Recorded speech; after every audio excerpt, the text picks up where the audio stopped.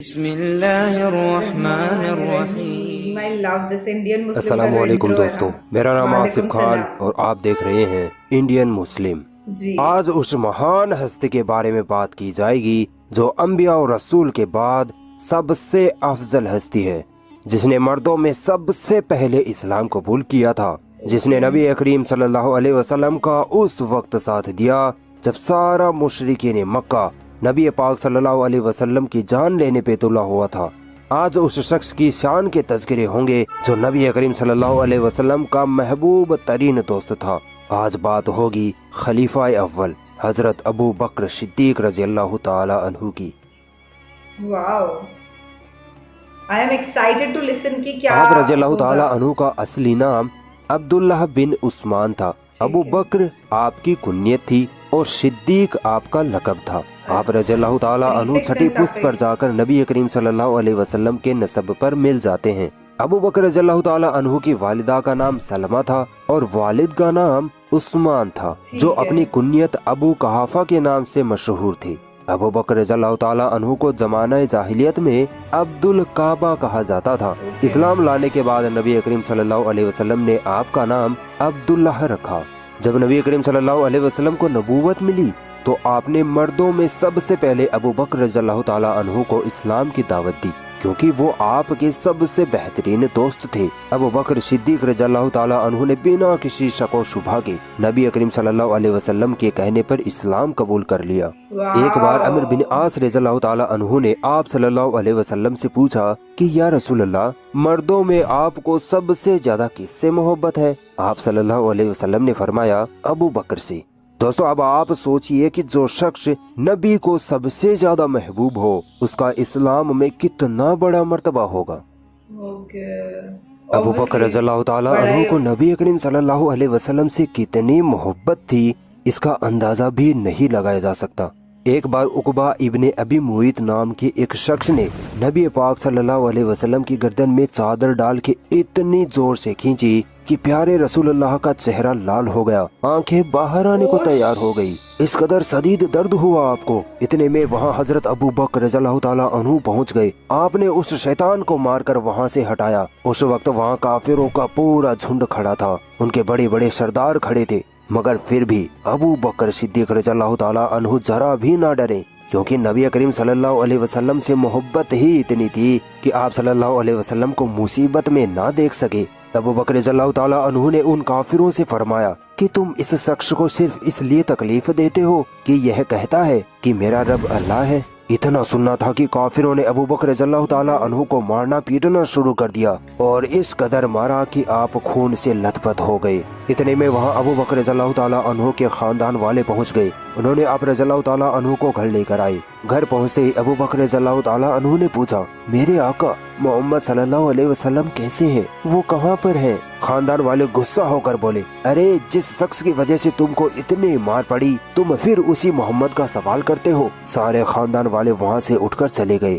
ابو بکر رضی اللہ تعالیٰ عنہ کی والدہ نے کہا، بیٹا بہت زخمی ہو گئے ہو، کچھ کھا پی لو۔ ابو بکر رضی اللہ تعالیٰ عنہ نے کہا، اللہ کی قسم میں اس وقت تک نہ کھاؤں گا نہ پیوں گا جب تک محمد صلی اللہ علیہ وسلم کا دیدار نہ کر لوں۔ پھر آپ کی والدہ اور ایک عورت کے سہارے آپ نبی کریم صلی اللہ علیہ وسلم کے یہاں پہنچے۔ پیارے نبی کا دیدار کرنے کے بعد دل کو سکون ملا۔ ارے کہیں دیکھی ہے ایسی محبت؟ ارے ابو بکر رضی اللہ تعالیٰ عنہ کے بارے میں کیا بتاؤں، یہ تو وہ شخصیت تھی جو مسلمان ہونے کے بعد تو کیا، مسلمان ہونے سے پہلے ہی نہ کبھی شراب کو ہاتھ لگایا، نہ کبھی زنا کاری کی اور نہ ہی کبھی جھوٹ بولا، یہاں تک کہ مکہ کے بتوں کی بھی کبھی پوجا نہ کی، حالانکہ یہ ساری چیزیں اس وقت مکہ میں عام تھی۔ ایک بار عمر رضی اللہ تعالیٰ عنہ جنگ تبوک کے چندے کا ذکر کرتے ہوئے فرمانے لگے کہ نبی کریم صلی اللہ علیہ وسلم نے جب ہمیں مال صدقہ کرنے کو کہا تو میں نے سوچا آج موقع ہے، میں ابو بکر سے مال صدقہ کرنے میں آگے نکل جاؤں گا، اور میں نے پکا ارادہ کیا کہ اپنے مال کا آدھا حصہ نبی کریم صلی اللہ علیہ وسلم کے قدموں میں رکھ دوں گا۔ اس کے بعد جب نبی کریم صلی اللہ علیہ وسلم نے مجھ سے پوچھا کہ عمر کیا لائے ہو، تو میں نے کہا، یا رسول اللہ آدھا مال آپ کی خدمت میں حاضر ہے۔ آپ صلی اللہ علیہ وسلم نے فرمایا کہ اپنے بال بچوں کے لیے کیا چھوڑا؟ تو میں نے فرمایا باقی آدھا مال۔ اتنے میں ابو بکر رضی اللہ تعالیٰ عنہ اپنا سارا مال لیے ہوئے وہاں پہنچ گئے۔ نبی کریم صلی اللہ علیہ وسلم نے ان سے بھی وہی سوال کیا، اے ابو بکر کیا لائے ہو؟ ابو بکر رضی اللہ تعالیٰ عنہ نے فرمایا، یا رسول اللہ کی راہ میں یہ ساری مال و دولت اٹھا لایا ہوں۔ آپ صلی اللہ علیہ وسلم نے پھر پوچھا، اپنے گھر پر کیا چھوڑ کر آئے ہو؟ ابو بکر رضی اللہ تعالیٰ عنہ نے کہا، گھر پر اللہ اور اس کے رسول کو چھوڑ کر آیا ہوں۔ عمر رضی اللہ تعالیٰ عنہ حیران ہو گئے اور کہا کہ میں ابو بکر سے نیکیوں میں کبھی آگے نہیں بڑھ پاؤں گا۔ غور کریے، صحاباؤں میں کمپٹیشن کس چیز کے لیے تھا؟ نیکیوں کے لیے۔ اور ہمارا حال یہ ہے کہ ہمیں جو انسان جتنا زیادہ گناہ کرتا ہے وہ ہمارے نزدیک اتنا ہی بڑھیا ہوتا ہے۔ ابو بکر رضی اللہ تعالیٰ عنہ کا اللہ کی راہ میں اس طرح مال خرچ کرنا نبی کریم صلی اللہ علیہ وسلم کو اتنا پسند آیا کہ آپ صلی اللہ علیہ وسلم نے فرمایا کہ جتنا مجھے ابو بکر کے مال سے نفع پہنچا ہے اتنا کسی کے مال سے نہیں پہنچا۔ مکہ سے مدینہ کی طرف ہجرت کے وقت کو جب یاد کیا جاتا ہے تو قسم خدا کی روح کانپ جاتی ہے۔ جب مکہ کے کافروں نے مسلمانوں پر ظلم و ستم کی حدیں پار کر ڈالی تو آپ صلی اللہ علیہ وسلم نے مجبور ہو کر سبھی مسلمانوں کو مکہ چھوڑ کر مدینے کی طرف ہجرت کا حکم دیا۔ سبھی مسلمان اپنا گھر بار چھوڑ کر مدینہ چلے گئے، مگر خود نبی صلی اللہ علیہ وسلم، ابو بکر اور علی رضی اللہ تعالیٰ عنہ وہیں مکہ میں ہی رہ گئے۔ جب کافروں کو پتہ لگا کہ محمد صلی اللہ علیہ وسلم اکیلے ہیں تو ان کافروں نے نبی کریم صلی اللہ علیہ وسلم کو قتل کرنے کی سازش رچی۔ سوچا رات کو محمد پر حملہ کر کے اس کو شہید کر دیں گے، مگر ایسا ہو نہ سکا۔ بعد میں اللہ کی وحی کے مطابق آپ کو بھی ہجرت کا حکم ہوا۔ کافروں نے آپ صلی اللہ علیہ وسلم کے گھر کو گھیر لیا تھا، مگر اسی رات نبی کریم صلی اللہ علیہ وسلم کافروں کے سامنے سے ایسے نکلے کہ ان کو دکھائی تک نہیں دیے۔ ابو بکر رضی اللہ تعالیٰ عنہ نبی کریم صلی اللہ علیہ وسلم کے ساتھ تھے۔ دونوں مکہ سے نکل کر ایک پہاڑ کی گفا جسے غار ثور کہتے ہیں تک پہنچے۔ ابو بکر رضی اللہ تعالیٰ عنہ کی محبت دیکھیے، اپنی جان کی پرواہ نہ کرتے ہوئے نبی کریم صلی اللہ علیہ وسلم سے کہا، یا رسول اللہ آپ ذرا باہر ٹھہرے، میں اس گفا میں دیکھتا ہوں کہ کوئی جان لیوا جانور تو نہیں ہے۔ ابو بکر رضی اللہ تعالیٰ عنہ گفا میں داخل ہوئے، گفا کو صاف کیا۔ گفا میں کچھ چھید تھے جن کو اپنے کپڑوں کو پھاڑ کر بند کیا۔ بعد میں کہا، یا رسول اللہ اب آپ اندر آ جائیے۔ کافروں کو ان کی خبر لگ گئی۔ کافر گفا تک پہنچے اور بولنے لگے کہ ذرا اس گفا کے اندر تو دیکھو، کیا پتا محمد اس کے اندر چھپا ہو۔ دوسرے کافر نے کہا، نہیں، یہاں تو مکڑی کا زالہ ہے، کبوتر اڑ رہے ہیں، یہاں کوئی انسان کیسے آ سکتا ہے؟ کافروں کی باتوں کو اندر سے سن کر ابو بکر رضی اللہ تعالیٰ عنہ نے کہا، یا اللہ کے نبی، کافر تو یہاں تک پہنچ گئے، اب کیا کریں؟ مجھے آپ کی جان کی فکر ہو رہی ہے۔ رسول اللہ نے کہا، اے ابو بکر خوف کیوں کھاتے ہو؟ اللہ ہمارے ساتھ ہے۔ آگے نبی کریم صلی اللہ علیہ وسلم نے فرمایا، ان دونوں کا کوئی کیا بگاڑ سکتا ہے جن کے ساتھ تیسرا اللہ ہو۔ ابو بکر رضی اللہ تعالیٰ عنہ گھبرا رہے تھے کہ کافر کہیں نبی پاک صلی اللہ علیہ وسلم کو نقصان نہ پہنچا دے۔ بعد میں کافر مایوس ہو کر وہاں سے چلے گئے۔ 3 دنوں تک اللہ کے نبی کے ساتھ حضرت ابو بکر رضی اللہ تعالیٰ عنہ اسی گفا میں رہے۔ بعد میں وہاں سے نکل کر مدینے کی طرف روانہ ہو گئے۔ ابو بکر رضی اللہ تعالیٰ عنہ کی ہمت کی داد دیجیے کہ اتنی خطرناک مصیبت میں بھی نبی کریم صلی اللہ علیہ وسلم کا ساتھ نہ چھوڑا۔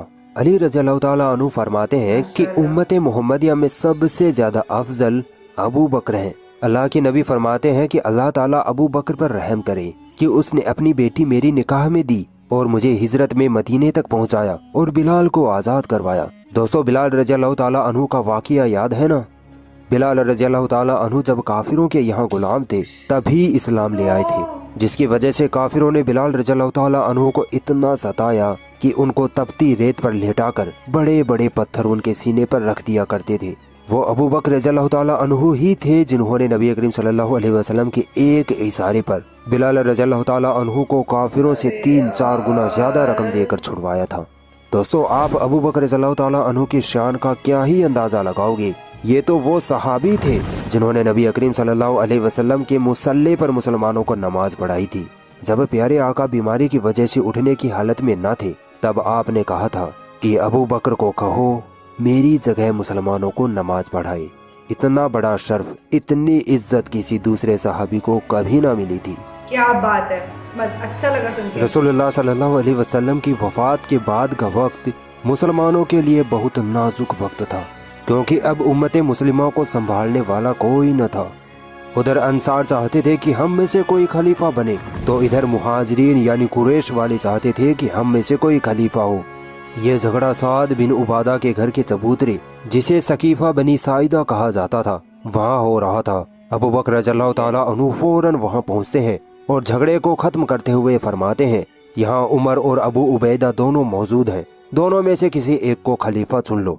मगर उमर और उबैदा रज़ियल्लाहु ताला अन्हु ने कहा अबू बकर सबसे अफजल है। और फिर अचानक उमर रज़ियल्लाहु ताला अन्हु ने अबू बकर रज़ियल्लाहु ताला अन्हु के हाथ पर बैत कर ली और फिर सारे मुसलमानों ने बिना किसी झगड़े के खुशी खुशी अबू बकर रज़ियल्लाहु ताला अन्हु को अपना पहला खलीफा चुन लिया। फिर अगले दिन आप रज़ियल्लाहु ताला अन्हु ने मस्जिद नबवी में खड़े होकर खुतबा दिया और फरमाया, ए मुसलमानों, मैं तुम्हारा सरदार बनाया गया हूँ, हालांकि मैं तुमसे बेहतर नहीं हूँ। बस अगर मैं नेकी करूँ तो तुम मेरा साथ देना, और अगर मैं गलत काम करूँ तो तुम मुझे सही कर देना। तुम में से जो कमजोर है वो मेरे नजदीक ताकतवर है, यहाँ तक कि मैं उसे उसका हक न दे दूँ, और जो ताकतवर है वो मेरे नजदीक कमजोर है, जब तक कि मैं उससे दूसरों का हक न ले लूँ। अगर मैं अल्लाह और उसके रसूल के तरीके पर हुकूमत करूँ तो तुम मेरा कहना मानना, वरना तुम पर मेरी इताअत फर्ज नहीं। अबू बकर रज़ियल्लाहु ताला अन्हु की शान और हिकमत देखिए, इतना बड़ा बादशाह बनने के बाद भी जरा भी अकड़, जरा भी तानाशाही नहीं आई। यही तो एक सच्चे और मजबूत बादशाह की निशानी होती है।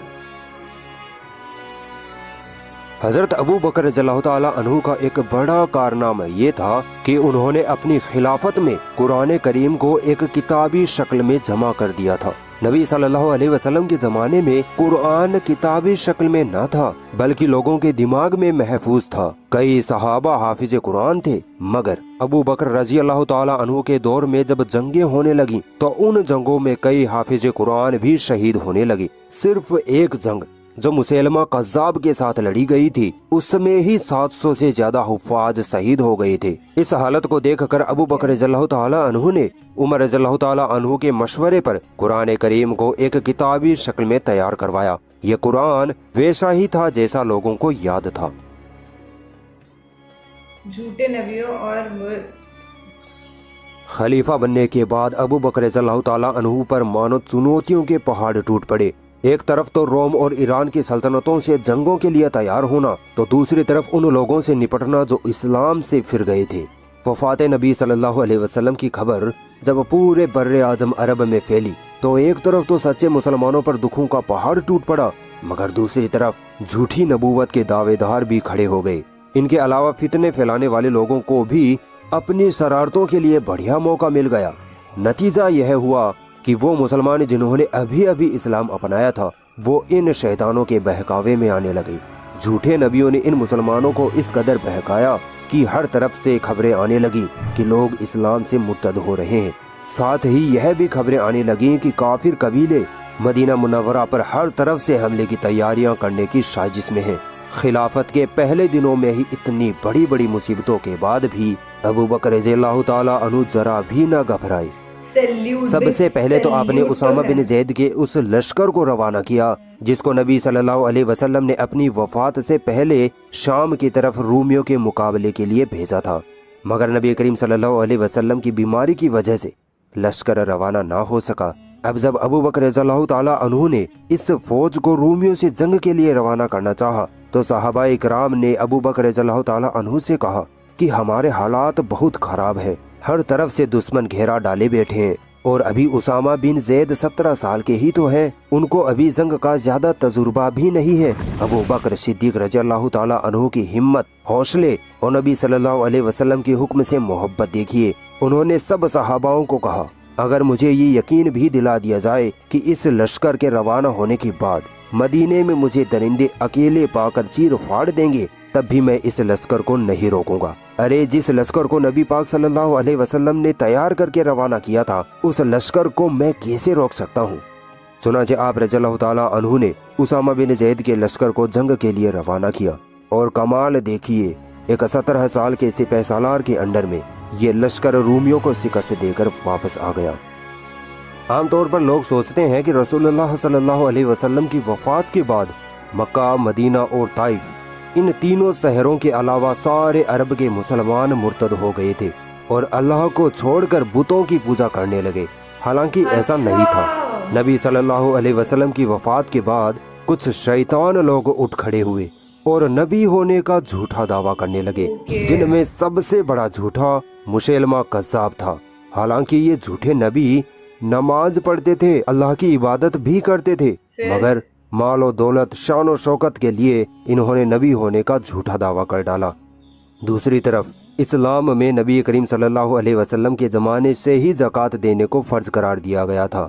زکوٰۃ ایک ٹیکس تھا جو مالدار لوگوں سے لے کر غریبوں میں بانٹا جاتا تھا، مگر نبی صلی اللہ علیہ وسلم کی وفات کے بعد جو مالدار لوگ تھے وہ سرکشی پر اتر آئے، کہنے لگے کہ ہم آزاد رہیں گے، ہم اپنا مال ان غریبوں کو نہیں دیں گے۔ ان لوگوں نے زکوٰۃ دینے سے انکار کر دیا۔ یہ وہی لوگ تھے جو نئے نئے مسلمان بنے تھے، ابھی انہوں نے اسلام کو صحیح سے سمجھا بھی نہیں تھا۔ یہ چونکہ ایک سرکشی تھی، لہٰذا ان لوگوں کے بہکاوے میں کئی اور مسلمان بھی آنے لگے اور دھیرے دھیرے چھوٹے موٹے قبیلے بھی زکوٰۃ دینے سے انکار کرنے لگے اور جنگ کرنے کی دھمکیاں دینے لگے۔ ادھر جو جھوٹے نبی بنے بیٹھے تھے، مسیلمہ اور طویل وغیرہ، ان شیطانوں نے ان زکوٰۃ نہ دینے والے لوگوں کو اپنے پالے میں لینا شروع کر دیا۔ دیکھتے ہی دیکھتے یہ فتنہ پورے عرب میں پھیل گیا۔ یہ فتنہ اسلام اور ابوبکر رضی اللہ تعالیٰ عنہ کے لیے بہت بڑا خطرہ بن چکا تھا، اور اس خطرے کو جڑ سے ہی ختم کرنا ہی اسلام اور مسلمانوں کی حفاظت کا راستہ تھا۔ لہٰذا مرتدین یعنی زکوٰۃ سے انکار کرنے والے سردار اکٹھا ہو کر ابوبکر رضی اللہ تعالیٰ عنہ کے پاس آئے اور بولے کہ ہم نماز تو پڑھتے ہیں مگر زکوٰۃ نہیں دیں گے۔ ابوبکر صدیق رضی اللہ تعالیٰ عنہ نے منہ توڑ جواب دیتے ہوئے فرمایا کہ اللہ کی قسم، اگر زکوٰۃ کا ایک جانور یا ایک دانہ بھی کوئی قبیلہ نہیں دے گا تو میں اس کے ساتھ جنگ کروں گا۔ صدیق اکبر کا یہ جواب سن کر مرتدین لوگ ہکے بکے رہ گئے اور اپنے اپنے قبیلے واپس لوٹ کر جنگ کی سازشوں میں جٹ گئے۔ آپ سوچئے، اگر ابوبکر رضی اللہ تعالیٰ عنہ ان لوگوں کو زکوٰۃ نہ دینے کی اجازت دے دیتے تو یہ زکوٰۃ کا فتنہ اور زیادہ بڑھ جاتا اور یہ لوگ آگے چل کر روزے کا انکار کرتے، پھر نماز پڑھنا چھوڑ دیتے اور پھر یہ اسلام چھوڑ کر بتوں کی عبادت میں لگ جاتے۔ مگر قربان جائیے ابوبکر رضی اللہ تعالیٰ عنہ کی حکمت پر، آپ نے رسول اللہ کی اتباع اور اطاعت کو سب سے اوپر رکھا۔ کچھ دنوں کے بعد خبر ملی کہ مرتدین قبیلوں نے مدینہ کو چاروں طرف سے گھیر لیا ہے اور حملہ کرنے والے ہیں۔ فوراً ابوبکر رضی اللہ تعالیٰ عنہ نے مدینہ منورہ میں موجود مسلمانوں کو جنگ کے لیے تیار کیا۔ سارے مسلمان مسجد نبوی میں جمع ہو گئے۔ مرتدین کے قبیلے ابس اور جبان نے مسلمانوں پر حملہ کر دیا۔ ان مرتدین کو علی، زبیر، طلحہ اور ابن مسعود رضی اللہ تعالیٰ عنہ نے مدینے کے باہر ہی روک لیا اور پلٹ وار کر کے واپس بھگا دیا۔ چاروں طرف سے مرتدین مدینے پر حملہ ور ہو گئے۔ حالات بد سے بدتر ہونے لگے۔ یہ حالت دیکھ کر ابوبکر رضی اللہ تعالیٰ عنہ خود مدینے سے باہر نکلے اور دشمنوں پر حملہ کرنے لگے۔ ابوبکر رضی اللہ تعالیٰ عنہ کو دیکھ دشمن تھر تھر کانپنے لگے۔ کچھ گھنٹوں کی خونریز جنگ کے بعد مرتدین کی شکست ہوئی اور وہ پیٹھ دکھا کر بھاگ کھڑے ہوئے۔ اس جنگ میں جو مال غنیمت مسلمانوں کے ہاتھ لگا تھا اسے ابوبکر رضی اللہ تعالیٰ عنہ نے نعمان بن مقرین رضی اللہ تعالیٰ عنہ کے ساتھ مدینہ بھیجا اور خود دشمنوں کا پیچھا کرتے ہوئے آگے بڑھتے چلے گئے۔